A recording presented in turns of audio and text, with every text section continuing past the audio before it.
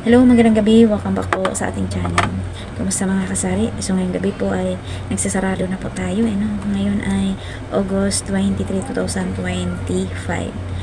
So, meron na akong share sa inyo mga kasari regarding po sa ating munting tindahan. So napadoon ko pala si Miss Yvonne. Hindi ko pa alam kung ano po yung mga latest updates sa kanyang buhay or bilang tindera, kung magtitinda pa ba siya o hindi. Pero ayon sa aking napanood ay mukhang binibenta na niya yung mga iba niyang items sa kanyang tindahan. Madami-dami pa. Ako'y nanghinayang din sa kanyang tindahan kasi malakas po yung tindahan niya. So, ayan. Iba po yung isa din po akong napanood na vlogger na nagsari-sari store o aking grocery po siya. Wholesale and retail. Siguro isang buwan lang siya. Hindi po okay po yung bentahan. Kaso hindi po niya kayang ma-manage kasi wala pa siyang mapagkatiwalaan ng mga katao. No? Meron siyang mga kamag-anak, kapatid, pero hindi pa kaya. Natakot pa. Kaya ang ginawa niya, sinarado na lang din. So, marami pong mga kanya-kanya tayong mga istorya bilang mga tindero-tindera. Teka, sensya na mga kasama. Napakaingay. Yung magsarado na lang kayo sa loob. Napakaingay. Yung gusto kong sabihin. Ayan mga kasari, puno-puno tayo ng mga labahan. Kasi weekend. Napakaingay. Tara na. So, ayan mga kasari, pasensya na tayo ay naputa sa aking video mga kasari. So, ayan po, yun nga, marami po akong napanood, hindi lang po yun. No? Pero si Miss Yvonne kasi nag-meet na kami sa totoong buhay, no? Hindi lang dito sa mundo ng social media. At nasubaybayan ko din po sa kanya yung regarding sa pagsari-sari store. At bukod doon, marami po siyang mga ideas and tips na nakakatulong po, lalo na sa kagaya ko na maliit na tindahan. Basta maraming mga akong natutunan sa kanya. Lang din, nakakamiss kasi syempre yun po yung mga nakagisna nating mga pinapanood, lalo na pang relate po tayo sa kanyang mga ginagawa, yung araw-araw na buhay sa pagtitinda. So sa ako din po ay nasabi ko na din po sa inyo na dapat ako yung naghinto na ng mga nakaraan, pero hindi pa po talaga. Pero siguro may mga kanya-kanya po talagang time.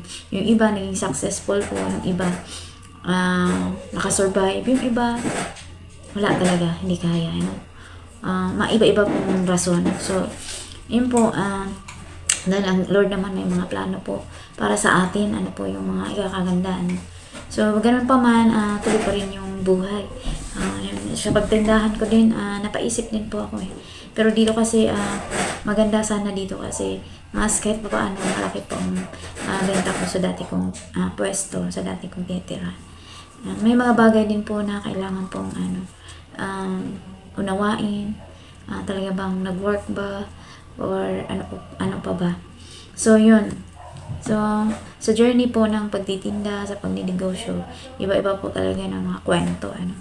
Pero nakakatuwa lang na ako magpa 5 years na po ako sa pagtitindahan. Literal talaga nagtitinda. Kasi ako dati ay, yung may trabaho po ako, nagtitinda po ako ng kung ano-ano lang sa tindahan. Doon sa trabaho ko, may sari-sari store din ako na maliit doon sa aking lamesa, sa aking inuupuan. Tapos habang nagtatrabaho, nagtinda ako ng mga kape, mga biscuit, ganun. At saka, yun, mga ganun lang, kape. Tapos, nagtitinda ako ng kung ano-ano, mga relo, kung ano-ano lang. Mga ganun. So, kasi para kahit pa paano, meron pong mga kita sa pagsa-sideline kasi hindi nga sapat yung sweldo, kulang pa. Mga ganun. So, nakakatuwa din na marami tayong mga na-encounter. At naging lesson po sa atin, alam mo yon, yung bilang tindahan, bilang tindera, sa mga barya na pumapasok, laging mahalaga. Ako na na-miss ko na po yung pagtitinda talaga din. Pero depende po yun sa, hindi lang sa na-miss natin or nami-miss kasi nakaugalian na natin. Siguro may time din po talaga na kailangan mong ibahin, kailangan mo din pong ma-explore sa ibang mga bagay Hindi lang po sa pagtitinda bilang sari-sari store. O kaya kay Miss Yvonne, nagagala siya.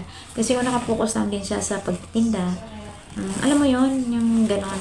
So, habang bata pa, makapag-masyal kung kaya naman. At marami na pong mga opportunity na so, hindi lang po doon sa tindahan, kundi may mga iba pa pong opportunity na bakit hindi subukan. Tama lang din yun. Kasi kung bata pa siya, kung ano mga plano yun, katiwala mo lang kay Lord. So, ganun din po sa akin. Minsan, nanghinayang ka kasi mamimiss mo din talaga na yun na po. Pero, yun, kung hindi na po kaya, o mga rason natin sa ating buhay-buhay sa pagtitinda, kaysa pipilitin pa natin. Yung napanood kong isang vlogger din siya, Bisaya siya na nag-grocery siya, si Miss Girly. Pero, hindi siya nag-stop dahil nalugi siya. Nag-stop siya kasi wala pong mag-manage. Kasi ang mas ginagrab niya yung opportunity, yung mag-i-endorse. Mas malaki po yung kinikita niya doon. At, alam mo yan. So, mas malaking kinikita niya doon. At nakakapagdala siya. So, kung mag-focus siya doon sa negosyo niya, tapos nag-aaral pa siya. Grabe no. Nag-aaral pa siya. Maraming mga dami siyang access. Pupunta pa siya sa mga kanyang mga taping, magti-taping sila. May mag-i-endorse ng mga produkto. Kaya tinigil muna niya. Tapos nag-aaral. Bata pa siya nung naging successful po yung kanyang journey sa pagbablog. Yung makita niya dito. In-invest niya sa mga good investment, lupa, ganun. Nakakatuwa yung mga ganun. Kasi nasubaybayan ko po siya. Dati kasi siya ay yung nagbablog lang siya na magkaroon siya ng maraming pera. Tapos nagkatotoo. Saka si Di Maala ba yun?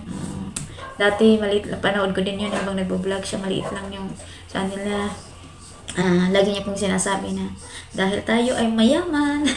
Talagang yumaman siya ngayon. Yung glory to God. Lagi po nang dinideclare yun. Tapos si Jerry Lee. Jerry Lee pala yun. Si Jerry Lee ay mga papel na money, fake money na inaano niya na million. So, ganun din. Nagkatotoo. So, may declaration na talagang nagkatotoong yumaman sila. Dati ay fake lang. Talagang ginawa lang content niya yun. Pero nagkatotoo. So, yun po, tayo ay, nami-miss ko lang din si Miss Yvonne kasi yun, din siya kasi mag-share siya ng mga tips and idea sa mga experience niya sa bilang tindera. So, ayun, mga kasari. Yan lang, ating topic for today. Maraming salamat po sa inyong panonood naman. Mga journey ng bawat isa natin na hindi po kayo magsamang manood sa aking mga video. Maraming salamat and see you my next vlog. Good evening.